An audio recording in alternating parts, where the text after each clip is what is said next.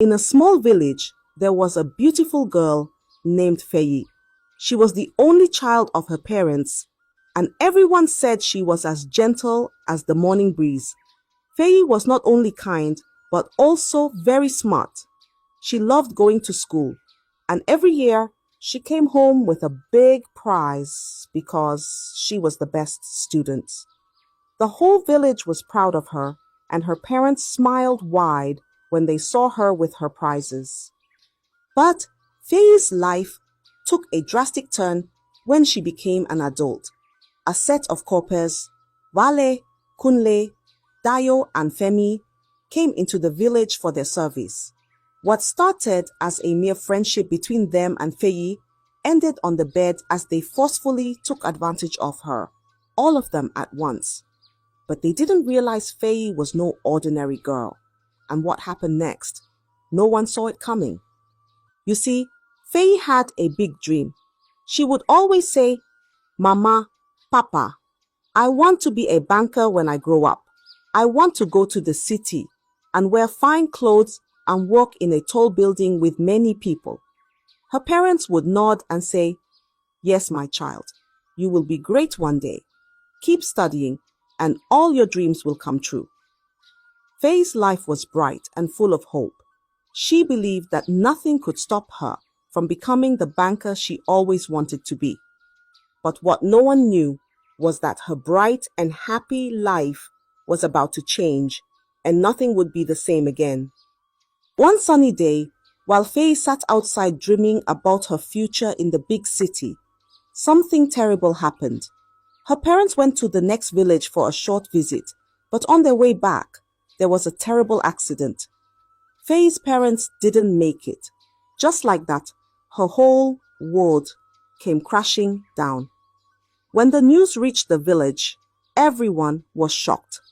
The people gathered, and the village held a proper burial for Faye's parents. There was singing, there were prayers, and everyone came to support her. But none of it could heal Faye's broken heart. She cried every day, and the pain was so deep that she couldn't even think of school anymore. Before, Faye was always the brightest in her class. Now, she could barely pay attention. Her mind was full of sadness. Sometimes, she just sat there, staring at her books, but seeing nothing. The teachers saw her pain and didn't scold her. They knew what had happened and didn't want to make things harder for her. But Faye didn't know how to go on. Her dreams of becoming a banker seemed to vanish. Life felt empty, and her heart was filled with sorrow. What Faye didn't realize was that her struggles were just beginning, because soon she'll get herself in the adult life she didn't plan. Faye managed to move on to secondary school, but things weren't the same anymore. Her grades were no longer good.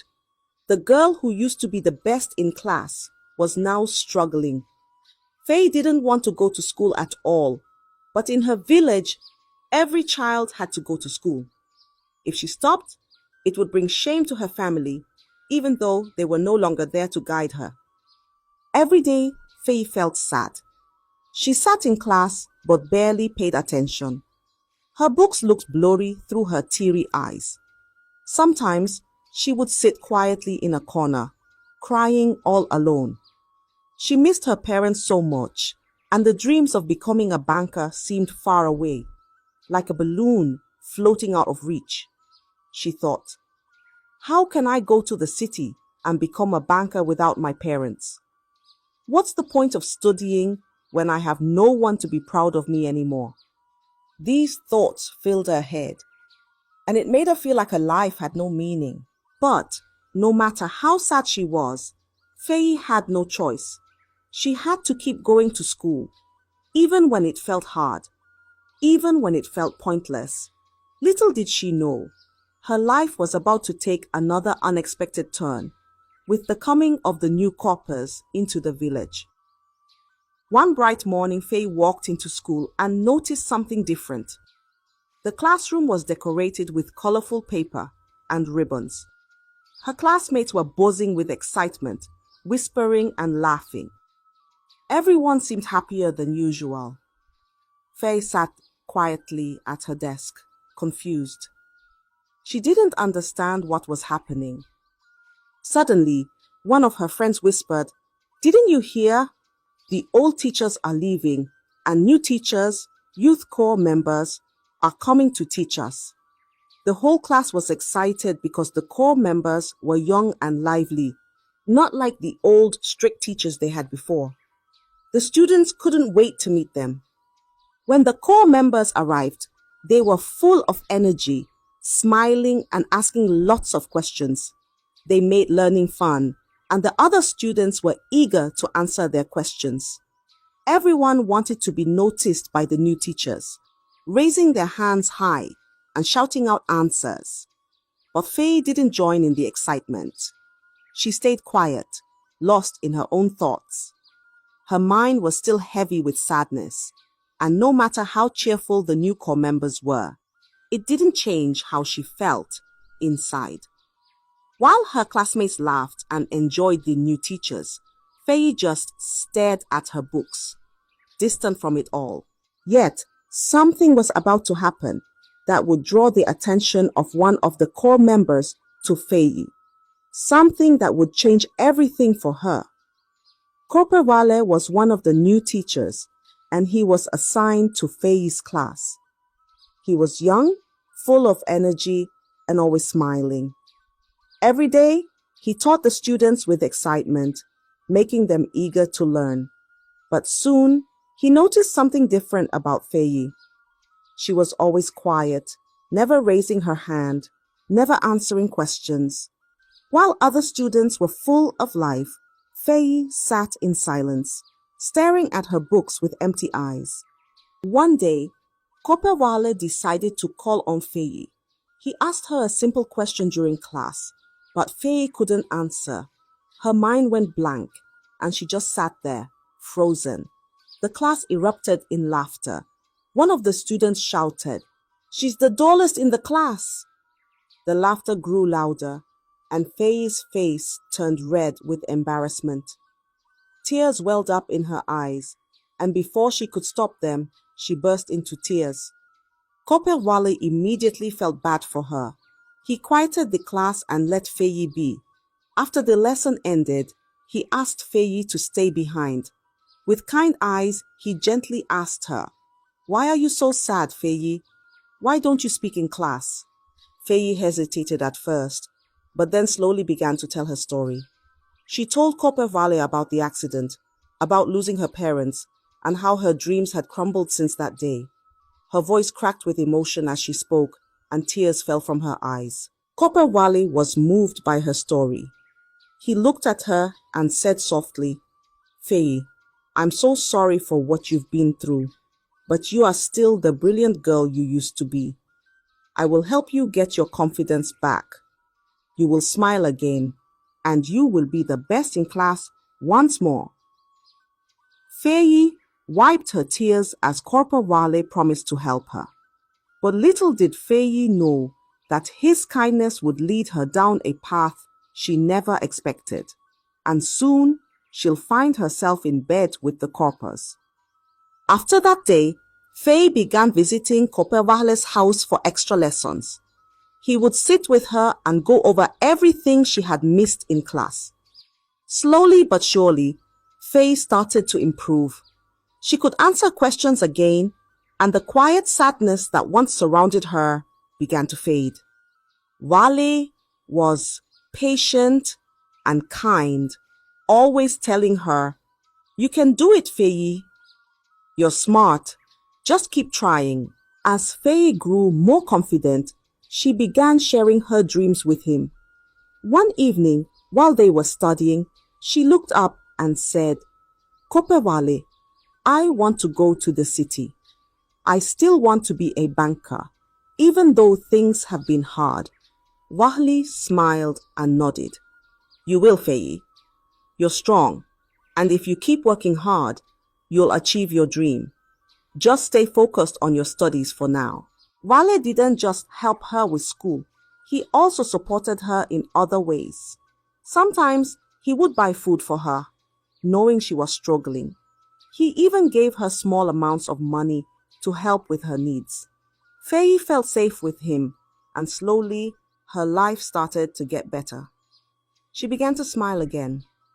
Little by little, Faye started to feel hopeful again. Maybe her dreams weren't gone after all. While Copper Wale was busy helping Faye get back on track with her studies, the other male coppers had begun to notice something else about her. They saw her beauty and how often she visited Copper Wale's house. They started talking among themselves, whispering about how pretty and well-mannered she was. One evening, while they were gathered together, a few of the male coppers started to make wicked plans. "Faye is such a beautiful girl," one of them said. "Wale seems to be spending a lot of time with her. Maybe we can have some fun too." Another one chimed in, saying, "Yes, we should all have her, even if it's just once. She's always going to Wale's house. Who knows what they do behind closed doors? Maybe he's already enjoying her." With those words, they decided to approach Copper Wale. They found him outside his house later that evening, and one of them said, "Wale, we see you with that girl Faye all the time. She's beautiful and she's always coming to your place. Why don't you share her with us? We want to have a taste, even if it's just once." Copper Wale was shocked. His face turned red with anger as he looked at them. "What are you saying?" he asked, his voice rising. "Faye is just a student and she's going through a lot. She comes here to study, nothing more." But the other coppers didn't believe him. They laughed and teased him, saying, "Oh, come on, Wale. We know you're pretending. Why else would she come to your place so often? We just want a turn. Don't act like you're innocent." Copper Wale clenched his fist and took a deep breath. "I said no," he shouted, his voice filled with fury. "You will leave that girl alone. She's been through enough already, and I will not let you harm her." The other coppers sneered at him. They thought he was lying, that he was secretly enjoying Faye's company and didn't want to share. But the truth was, Copper Wale wasn't like them. He truly cared for Faye and saw her as a little sister who needed guidance and protection, especially after all she had been through. As the other coppers walked away, still laughing and mocking him, Copper Wale's heart grew heavy. He knew these men were dangerous, and he worried about what they might try to do. He wanted to protect Faye, but he didn't know how long he could keep the evil plans of the other coppers at bay. From that moment on, Copper Wale kept an even closer watch on Faye. But little did he know that trouble was already on its way. The other coppers weren't ready to give up on their dark plans. They had set their minds on Faye, and they wouldn't stop until they got what they wanted. One quiet afternoon, Faye went to Copper Wale's house for her usual lesson. She had her books with her, hoping to learn something new. When she knocked on the door, Wale wasn't there. Instead, his friends, the other male coppers, answered the door. They smiled at her, pretending to be kind, and said, "Wale has gone out to buy something. Why don't you come inside and wait for him?" Faye trusted them. After all, they were his friends, and she believed they would treat her with the same kindness Wale always showed her.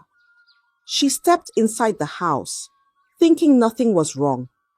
The moment she sat down, everything changed. The men, Kunle, Femi, and Dayo, came into the room, closing the door behind them.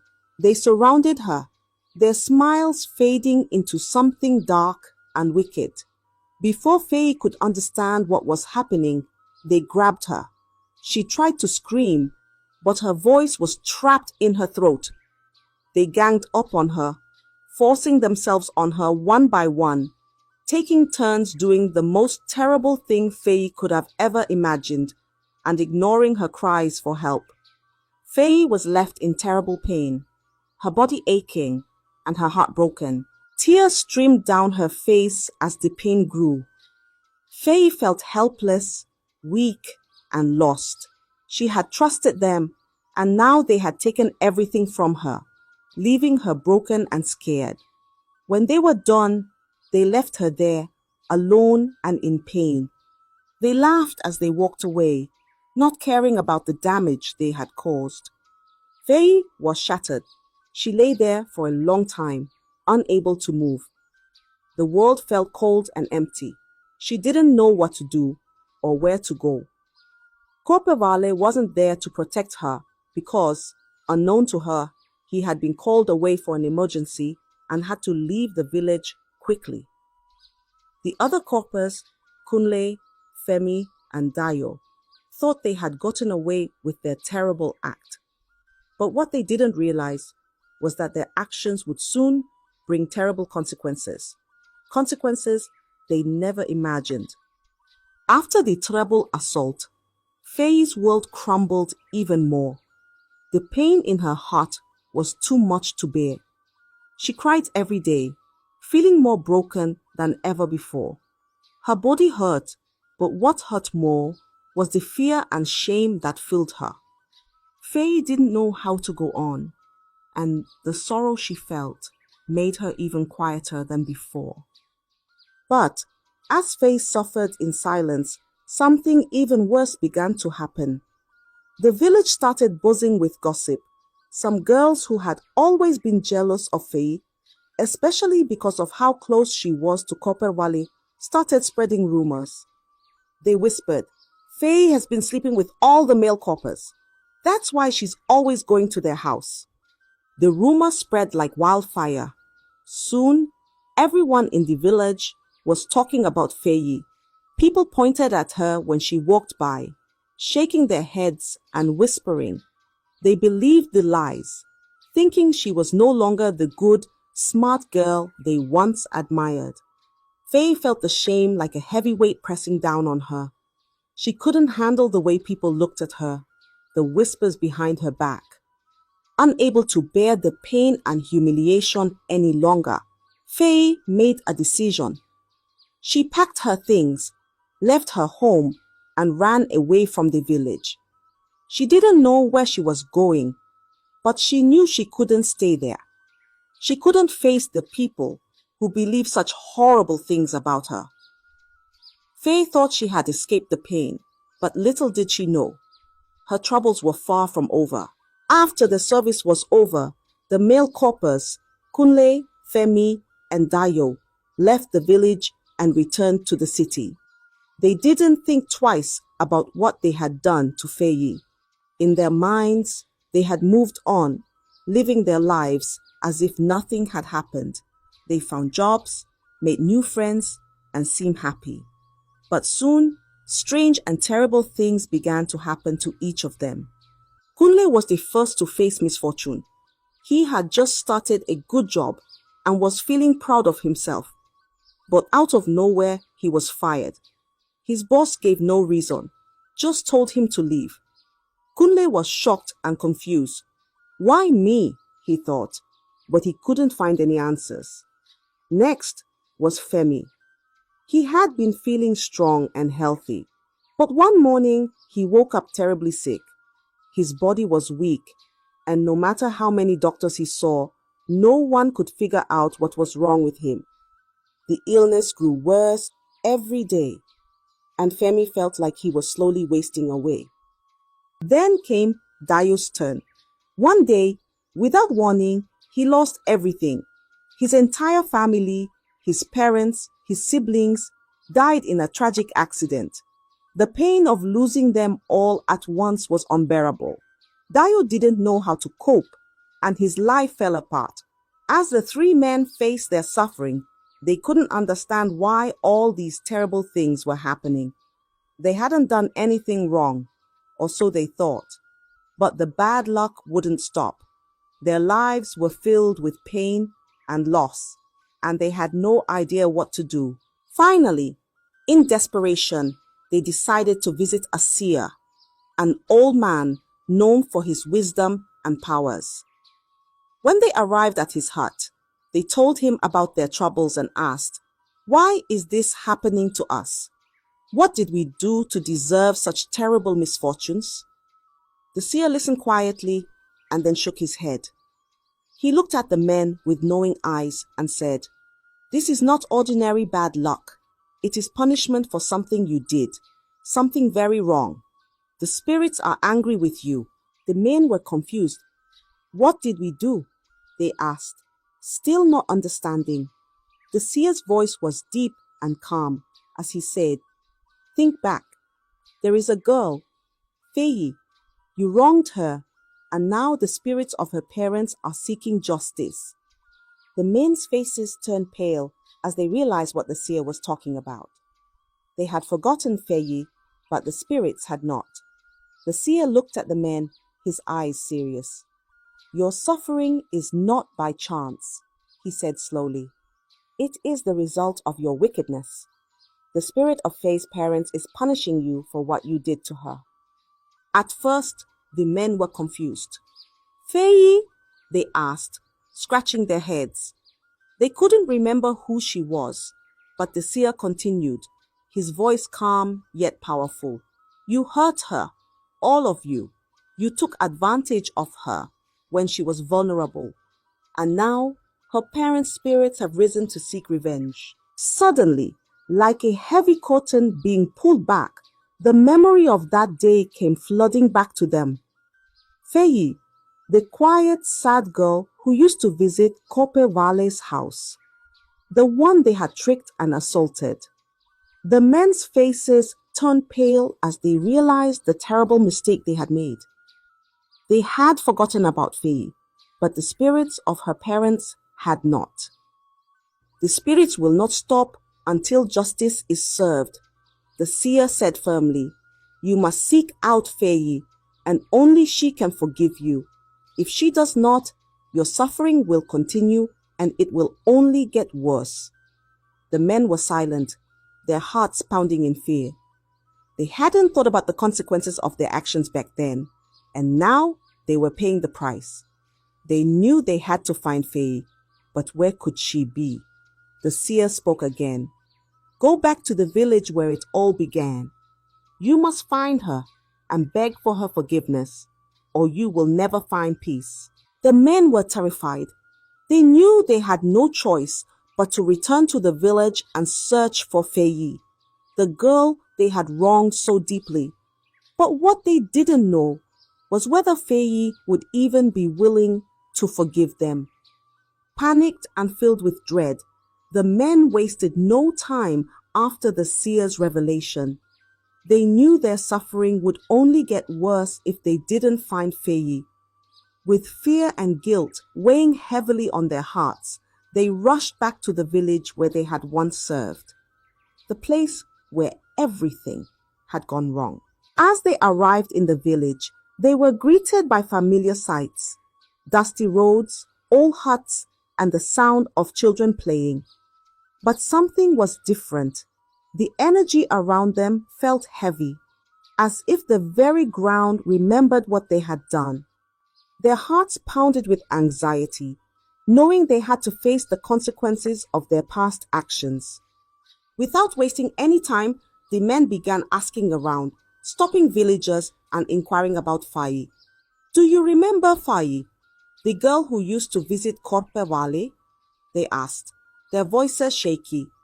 The villagers paused, their expressions changing as the name Faye brought back memories. "Ah, Faye," one of the old men muttered. "That poor girl. Everyone remembers her." But when the men pressed further, they got the same answer over and over. "She left the village. After what happened, she just disappeared. No one has seen her since." The villagers recalled the gossip that had spread like wildfire years ago, how some had believed Faye was involved with the Corpers, the rumor that she had been with all of them, the shame it brought to her name. but no one knew exactly where she had gone. Faye had fled, and it seemed as though she had vanished into thin air. The more the men asked, the more desperate they became.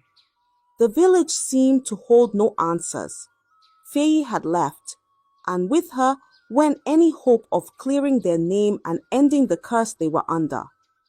Just as they were losing hope, an old woman who lived near the Corpus house spoke up. She had been watching from her doorway as the men went from person to person, their faces growing more desperate by the minute. "You won't find her here," the old woman said quietly as they approached her. Faye left after the scandal. The whole village was buzzing with talk about her and the Corpers. She couldn't handle it. One day, she packed her things and ran away. No one has seen or heard from her since. The men's faces fell. The guilt in their hearts became even heavier.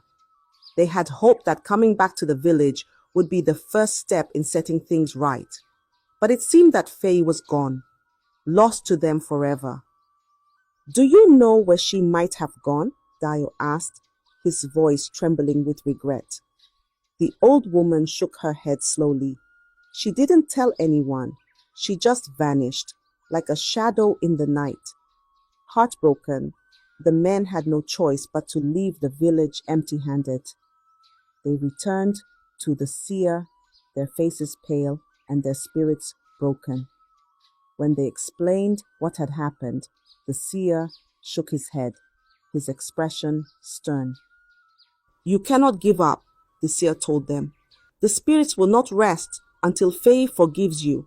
If she is not in the village, you must look elsewhere." The men were confused.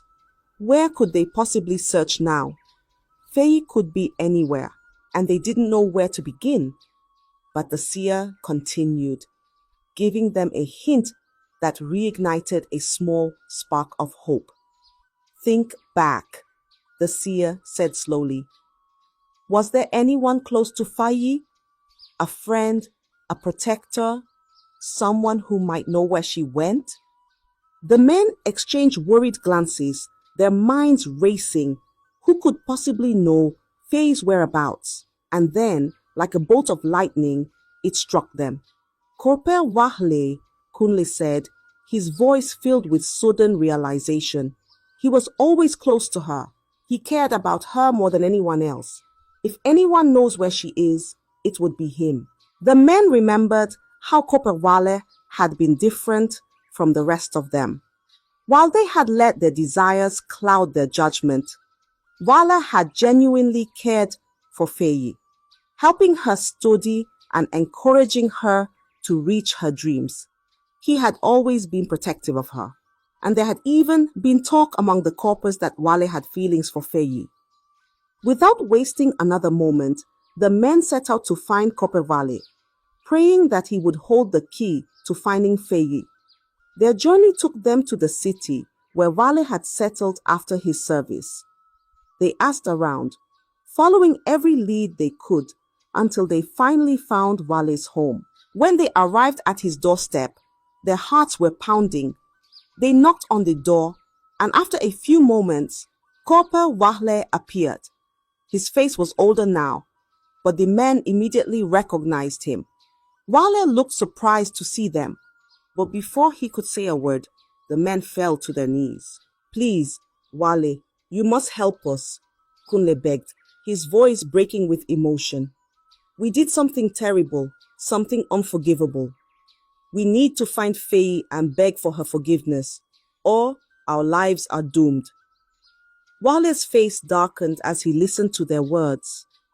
He had always suspected something had happened to Faye, but hearing it from them filled him with anger and sadness. "You hurt her," Wahle said quietly, his voice heavy with disappointment.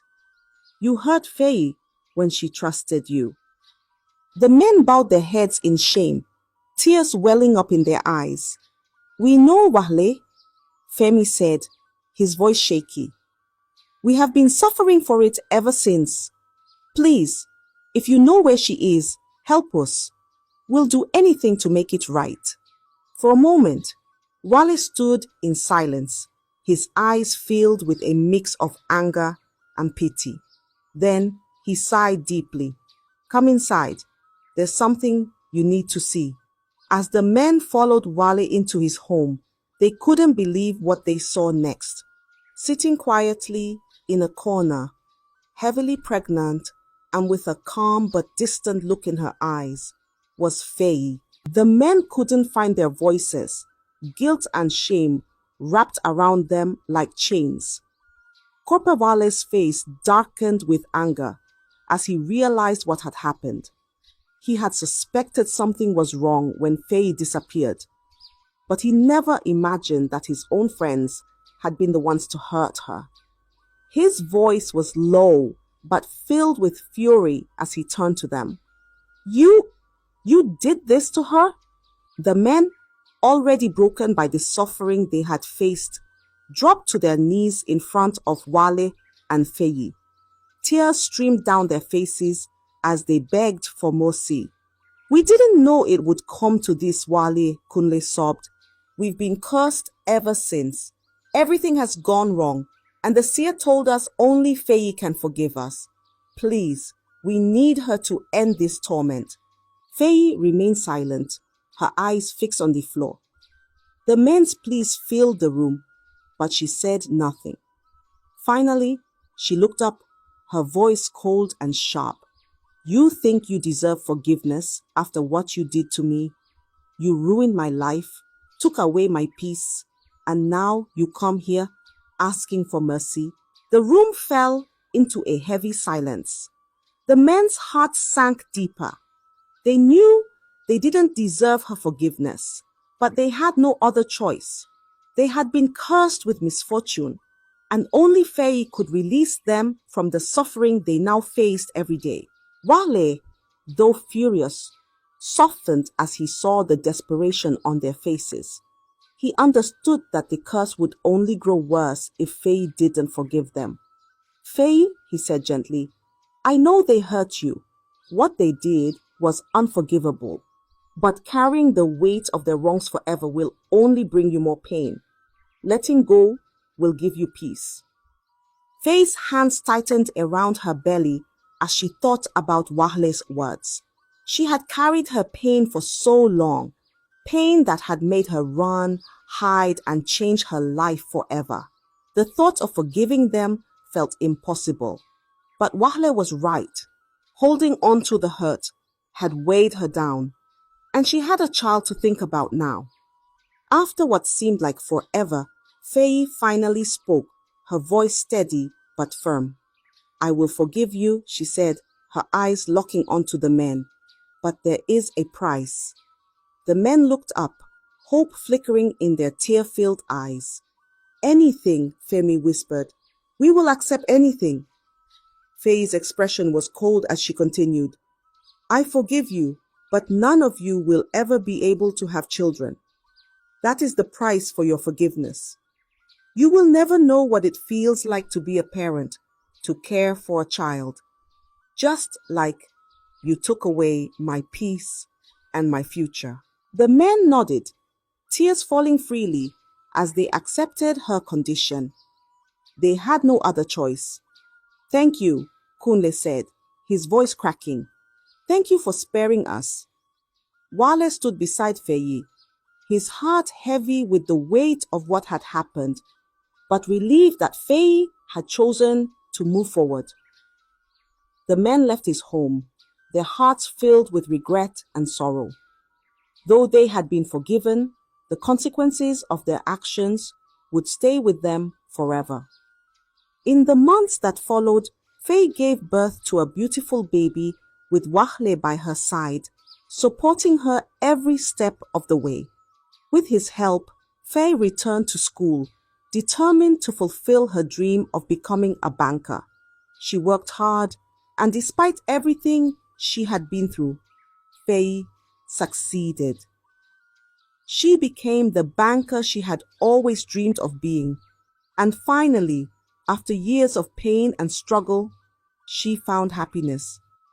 Wahle remained by her side, and together they built a life filled with love, hope, and the promise of a brighter future. Though the past had scarred her, Faye rose above it, proving to herself and the world that she was stronger than the pain she had endured. And as for the men, they lived their lives with the knowledge that their actions had cost them dearly.